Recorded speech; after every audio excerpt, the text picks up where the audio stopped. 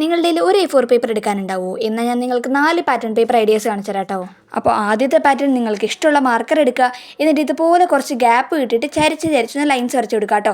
Cross ആയിട്ട് 2 സൈഡിൽ നിന്ന് വരച്ചു കൊടുത്തു കഴിഞ്ഞാൽ നമ്മുടെ ആദ്യത്തെ പാറ്റേൺ ഇവിടെ റെഡി ആയിട്ടോ. ദെൻ രണ്ടാമത്തെ പാറ്റേൺ എന്ത് ചെയ്യുക? കുറച്ച് ചെറുതും വലുതുമായ ഹാർട്ട് വരച്ചു കൊടുക്കുക. എന്നിട്ട് അത് ഫുള്ളൊന്ന് കളർ ചെയ്തെടുക്കുക.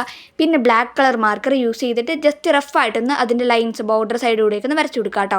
പിന്നെ മൂന്നാമത്തെ ഐഡിയ നമുക്ക് എല്ലാവർക്കും അറിയുന്നതാണ്, വളരെ സിമ്പിളാണ്. നമ്മൾ എപ്പോഴും ചെയ്യുന്ന പോലെ എന്താണ്, ഗ്രിഡ് പാറ്റേൺ ആണ് കേട്ടോ. അതിൽ കുറേ ലൈൻസ് അങ്ങ് ഇട്ട് കൊടുത്താൽ മതി. ഇതുപോലെ കുറച്ച് ലൈൻസ് അങ്ങ് ഇട്ട് കൊടുത്തു കഴിഞ്ഞാൽ നമ്മുടെ ഈ ഐഡിയ ഇവിടെ റെഡി ആയിട്ടോ.